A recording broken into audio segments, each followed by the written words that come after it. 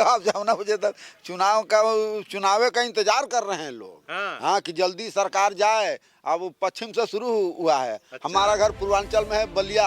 अब बलिया से चल के यहाँ तक आए हैं, लेकिन बीच में कहीं बीजेपी नहीं है। तो अखिलेश आ रहे हैं कि नहीं आ रहे? जब सरकार, अखिलेश आ रहे हैं? सुनिए हमारी बात सुनिए। अखिलेश भाई की जब सरकार बनेगी और जब आजाद के लड़का, संजय निषाद का लड़का, मुकेश का लड़का जब विदेश पढ़ेगा और जब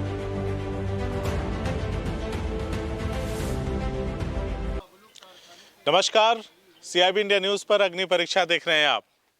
उत्तर प्रदेश में विधानसभा चुनाव के पहले चरण के मतदान आज जारी हैं और हम भी अपनी चुनावी यात्रा पे इस वक्त बहराइच में मौजूद हैं। 282 नंबर की विधानसभा बलहा है और यहाँ पर अखिलेश यादव की सरकार में यानी 12 से 17 के कार्यकाल में 14 में उपचुनाव हुए थे यहाँ पे, और उसमें बंशीधर बौद्ध को यहाँ से उन्होंने अपना प्रत्याशी बनाया था और उस चुनाव में जो बाई इलेक्शंस हुए थे उसमें जीत मिली थी समाजवादी पार्टी को और बंशीधर बौद्ध जी को मंत्री बनाया था।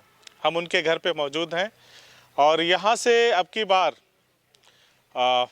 समाजवादी पार्टी के सिंबल पर सावित्रीबाई फुले की पार्टी है, उनको यहाँ से उनकी पार्टी के प्रत्याशी यहाँ पे बनाए गए हैं। यानी कि प्रत्याशी जो है वो सावित्रीबाई फुले की पार्टी का है, लेकिन निशान साइकिल का है। यहाँ भी देखिए साइकिल का निशान है मंत्री जी के घर पे, और हम लोग घूमते टहलते यहाँ पे आए हैं।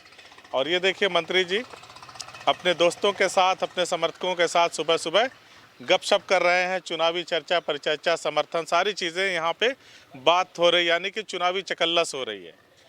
और हम लोग आए हैं मंत्री जी से समझने, तो चाहूँगा मंत्री जी आप आ जाएं थोड़ा इधर, धूप इधर ही है। कैमरे का मिरर अगर उस तरफ होगा तो दिक्कत हो जाएगी, चेहरा साफ नज़र नहीं आएगा। आ जाएं, इस तरफ आ जाएं। स्वागत है। बहुत बहुत धन्यवाद। पहले चरण का चुनाव आज जारी है। हाँ, सुफड़ा साफ है बीजेपी का। हाँ, सुफड़ा साफ है अरे मैंने बीजेपी। पूछा ही नहीं अभी। नहीं पूछे आप जाओ ना, मुझे तक चुनाव का इंतजार कर रहे हैं लोग। हाँ कि जल्दी सरकार जाए। अब पश्चिम से शुरू हुआ है। अच्छा। हमारा घर पूर्वांचल में है बलिया। अब बलिया से चल के यहाँ तक आए हैं, लेकिन बीच में कहीं बीजेपी नहीं है। अरे हाँ, कहीं बीजेपी का नाम निशान नहीं है। अल्लाह बोल के आ रहे हैं। अल्लाह बोल। हाँ, सुफड़ा साफ। हाँ, 12 से 7 की सीट, 7 सीट में 7 सीट। मेहनत हुई है दबा के। अरे मेहनत के न पूछो भैया, खुद आपकी जनता का गर्ज बा।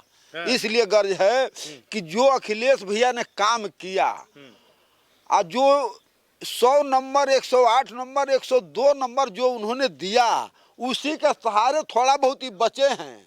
हाँ, न तो इनकी हर जहाँ जमानत जब्त हो जाती। ये नंबर जो नहीं दिए होते अखिलेश भैया, तो इनकी जमानत कहीं से बचबे नहीं करती, चाहे कोनो जनपद में आप देख लो।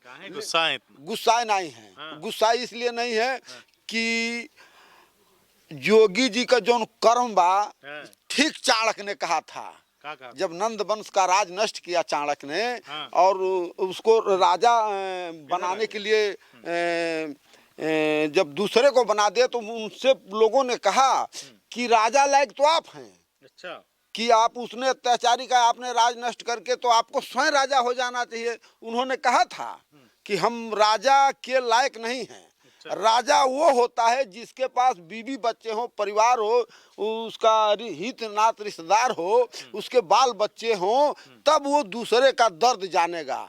चाणक्य को आज मैं प्रणाम करता हूँ कि उन्होंने कई साल पहले ये बात कहा था, आज ये सबके सामने सत्य सिद्ध हो गया। जो उन्होंने कहा था सच हो गया। हाँ, बताओ अभी कहना हो जाए कि कर्नाटक में, जबकि भारत का संविधान बाबा साहब ने जो दिया, उस संविधान में हर बिरादरी को, हर जाति, हर धर्म को समान अधिकार है।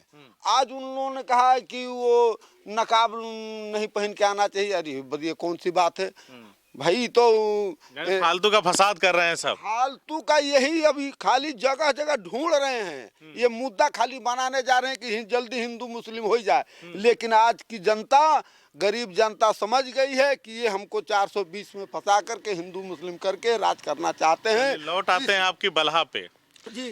अखिलेश जी ने बुलाया था, एक बार हम लोग बातचीत किए थे, उसके बाद अखिलेश जी ने बुलाया था, तैयारी वारी करने के लिए कहा था, क्या हो गया, टिकट नहीं दिया? नहीं देखो भैया, हम अखिलेश भैया कई बार बुलाए हमको। हाँ। उन्होंने कहा जाओ चुनाव जीत के आना है। हाँ। हम आए, पार्टी का काम किया। हाँ। फिर उन्होंने 500-600 लोगों के सामने उन्होंने खड़ा करा के कहा कि देखो मैं जब बहराइच गया था तो इन्होंने बाढ़ में हमसे मिले और इनसे थोड़ी भी बात हुई और इनको मैंने टिकट दिया, अब विधायक बनाया, मंत्री बनाया। इसी तरह आप लोग हर लोग ईमानदारी से रहो, सबकी भागीदारी समाजवादी पार्टी में, सबको हक हिस्सा मिलेगा। आज हमारा टिकट नहीं हुआ, इसका दुख नहीं है, हमको खुशी इस बात का है कि किसी तरह ये पार्टी जीत के जाए, यहाँ का प्रत्याशी जीत के जाए कि अखिलेश भैया वहाँ जब मुख्यमंत्री बने तभी गरीबों का कल्याण होगा। आप हमारा क्षेत्र इंडोबार निकोबार की तरह है, आप देख ही रहे हैं कि जंगल एरिया है, आप थोड़ा सा भी चूक जाओ तो जंगली जानवर का शिकार हो जाएंगे। जब हम जाते हैं हमको खुशी इस बात का है कि अखिलेश भैया जब हम जाते हैं तो अखिलेश भैया बाघ के बारे में जरूर पूछते हैं, गाय के बारे में जरूर पूछते हैं कि कितने गाय पाले हो। एक बार आगरा में इनसे मुलाकात हो गई, अखिलेश भैया से कहा कि कितने गाय पाले हो, तो हम कहली 200, कहन के नहीं झूठ बोल रहे 500 गाय हैं। अब वास्तव में भैया यहाँ 500 गाय डेली रुकती हैं। अच्छा। और हमारे क्षेत्र का किसान बहुत ज्यादा परेशान है। मैं अभी आपको ले चल के सर्वे करा दूंगा कि यहाँ का किसान जाके देखिए, गन्ना की धान और गेहूं की फसल नहीं काट पा रहा है। रात में भी गन्ने खेती का बचाव और दिन में भी खेती का बचाव। अच्छा। इस योगी सरकार से, इस भाजपा की सरकार से पूरा देश, पूरा दलित पिछड़ा सवर्ण समाज के लोग भी इनके शासन काल से बहुत तंग हैं। जब ये खाली इंतजार कर रहे हैं, हम तो मना रहे हैं कि जल्दी 27 तारीख आ जाए कि जल्दी यहाँ से पत्ता इनका साफ हो। अच्छा, 27 को पत्ता साफ हो जाएगा। साफ। आप आज पहले चरण का चुनाव हो रहा है, ये बताइए, जैसे आपने कहा कि मेरे बिना पूछे ही आपने कहा कि आपकी बार सुपड़ा साफ, तो आखिर कौन सा ऐसा, मैं नहीं कह रहा हूँ। अच्छा, मैं वही समझना चाहता हूँ कि आखिर कौन सा ऐसा मामला हो गया है, योगी जी की सरकार ने क्या कर दिया कि सुपड़ा साफ? करबे का किए हैं, जितना रोड हम लोगों ने बनवाया है अपने शासन काल में, जितना भी उसको काट के तोड़ के लोग नेम प्लेट को फेंकने का काम किया है, वहाँ अपना नेम प्लेट लगाने का काम किया है। तहसील अखिलेश भैया ने दिया, उद्घाटन करने के लिए तैयार हैं। जैसे हाईवे रोड बना था आजमगढ़ वाला, उसको इन्होंने फीता काट दिया। पूर्वांचल, बताओ, पूर्वांचल एक्सप्रेस, यही तो इनका काम है, दूसरा कोई काम है नहीं है। अरे दूसरा कोई काम नहीं है, खाली उद्घाटन पूरा तो इन्हीं के समय में हुआ, काटेगा कौन? भाई अखिलेश भैया ने उसका काम शुरुआत कराया। जैसे आपने कोई शुरुआत कराया, मैंने उससे पूरा कराया, तो उस समय में मैं हूं तो मैं काटूंगा क्या अखिलेश जी? इसीलिए तो उन्होंने सर्वे किया था। सुनिए, ये जल्दबाजी में किए हैं, आप उस बात उनकी चाल को नहीं समझते। ये जल्दबाजी में पूरा काम पूरा भी नहीं हुआ है उस रोड का, क्यों फीता काट दिए? पूरा काम भी तो नहीं रोड पर हुआ है। तो जब पूरा काम नहीं तो क्यों उद्घाटन कर दी? इनको जल्दबाजी इसलिए है कि काम नहीं हुआ, अभी भी बाकी हाँ, काम हो रहा है। इनकी सरकार जा रही है, केहूँ का नाम कमाई लें, इनका नाम ना इनकी लुटिया। ये बात बताइए कि जैसे बहुत सारे नेता दल बदलू के तौर पे पार्टियां बदल दिए, जहां से टिकट मिला वहां चले गए, तो आपके पास कोई नहीं आया कि पूर्व मंत्री हैं, क्षेत्र में पकड़ है, चलो इनको अपनी पार्टी से लड़ा देते हैं? पहले से जानते हैं, हमको लोग पहले से जानते हैं कि कहीं टसमस होने वाला नहीं है। मैं आपको ईमानदारी से बात बता दूं कि मैं चूल्हे चौके की लड़ाई नहीं लड़ता हूं, मैं राजपाट की लड़ाई लड़ने वाला व्यक्ति हूं। हमको वोट के लालच में, तमाम लोग कहते हैं हम वोट के लालच में चाहे जितना भी बड़ा पार्टी हो, चाहे जितना बड़ा आदमी हो, लेकिन हम किसी के दबाव में अखिलेश भैया को नहीं छोड़ सकते। क्योंकि हमको पहले लोग बंसिया बंसिया कहते थे, बंसी बंसी बंसिया बंसिया। आज वही अखिलेश भैया की कृपा हो गई कि आज हमको बंसीधर बौद्ध लोग कहते हैं, माननीय मंत्री जी कहते हैं, माननीय विधायक जी कहते हैं। तो इस एहसान को कहाँ से भुलाया जा सकता है? उन्होंने, हमने देखा है कि एक वोट से अटल जी की सरकार गिर गई थी, इसलिए हमारे 3 सीट पर अखिलेश भैया के निर्देश पर हर चाहे टिकट जिसको भी मिल जाए, हमारा समाजवादी साथी हर लोग तमाम लोग यहाँ भी प्रत्याशी खड़े थे, लेकिन आज के तारीख में जितने भी प्रत्याशी खड़े थे सब सावित्री अक्षय बरनाथ कनौजिया के पक्ष में आकर के आज गांव-गांव जाकर के प्रचार कर रहे हैं।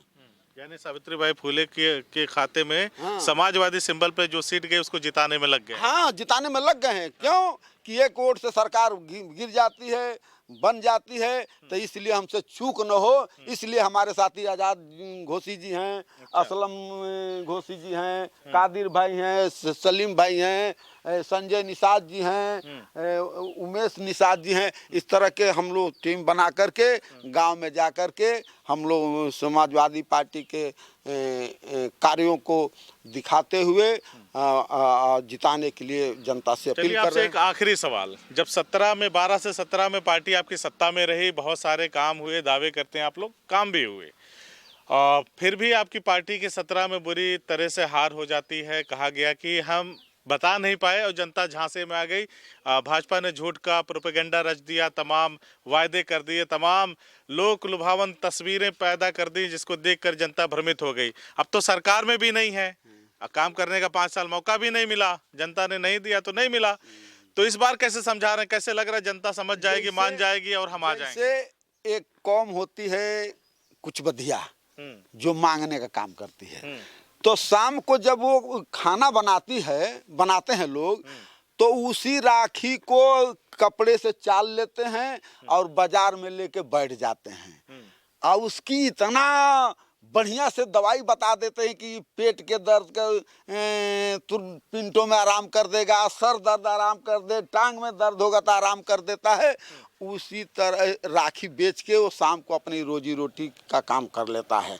जोगी जी ने ठीक वही काम किया है कि जो 15 लाख रुपया देने का वादा किया था मोदी जी ने, तो ये जुमला रहा। तो हमारा किसान भी समझ गया, हमारा छात्र भी समझ गया, महिलाएं भी समझ गए, गरीब अमीर सब समझ गए कि हमारे खाता में 15,000 आवत है, लो कर्जो दे देवे, 15 लाख रुपये हमका मिल जाये। इसलिए अब की इनका झूठ चलने वाला नहीं है। हाँ, अब की इनके झूठाई में अब हिंदू मुस्लिम के नाम पर ये जनता को नहीं बगला पाएंगे। अच्छा, एक छोटा सा और मेरा सवाल, इसके बाद हम इस वीडियो को ख़त्म करेंगे। जैसे समाजवादी पार्टी के लोग भी कह रहे हैं, आप लोग जैसे जनसंपर्क कर रहे हैं, लोगों को समझा रहे हैं, और बहुत सारी जगहों पे लोग ये कहते दिख रहे हैं कि अगर बीजेपी आ जाएगी तब की बार देश में तूफान आ जाएगा, सब खत्म हो जाएगा, संविधान नष्ट होगा, तमाम तरह के आप लोग आरोप लगा रहे हैं। कितनी सच्चाई है इन बातों में? आखिर बीजेपी के आने से क्या हो जाएगा?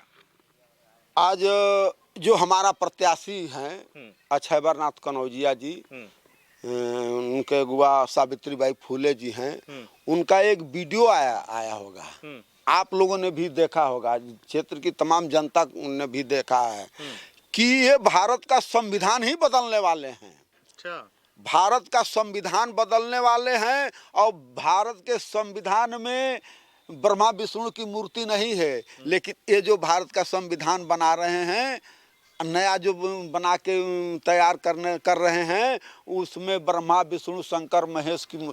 आज के तारीख में ये बताओ कि आप पत्रकार हो, मंदिर में चाहे कहीं पूजा करने से आप पत्रकार हो जाएंगे कि आपके माँ बाप ने आपको पढ़ाया है, तब तो आप आज मुझसे इस तरह का सवाल पूछ रहे हैं। अनपढ़ आदमी होता तो कहाँ होता? तो इनको मंदिर बनाने के बजाय मंदिर बनावे, बड़ी खुशी की बात है, लेकिन उसी के जगह पर उतना ही बड़ा कहीं अस्पताल बना दिए होते, विद्यालय बनाए होते, तब न इनको जनता मानती। तो कुछ किया नहीं। आज आप डीएम बनना है तो मंदिर में पूजा करने से बन जाएंगे कि आप शिक्षा ग्रहण करेंगे? ये जनता आज के पढ़ना पड़ेगा। जब पढ़ेंगे नहीं, बाबा साहब ने कहा था कि रीड एंड रीड, यानी पढ़ते जाओ, और जब तक समाज पढ़ेगा नहीं तब तक अपना इतिहास नहीं जानेगा। क्यों कि जिस कौम जिस जात को दबाना हो तो उसके इतिहास को दबा दो, दब जाएगा। आज हम लोग सन 84 से जब मैंने राजनीति में पैर रखा, तब से दलित और पिछड़ा को समझाने का काम किया जा रहा था, लेकिन पिछड़ा वर्ग नहीं आज तक समझा। लेकिन जब पिछड़ा वर्ग के लोग पढ़े और समझे तो आज हमको भी समझा देने का वो कार्य कर रहे हैं। इसलिए अब समाज जाग चुका है, पढ़ चुका है, और आने वाला समय में जो अखिलेश भैया की सरकार बन रही है तो सुन लीजिए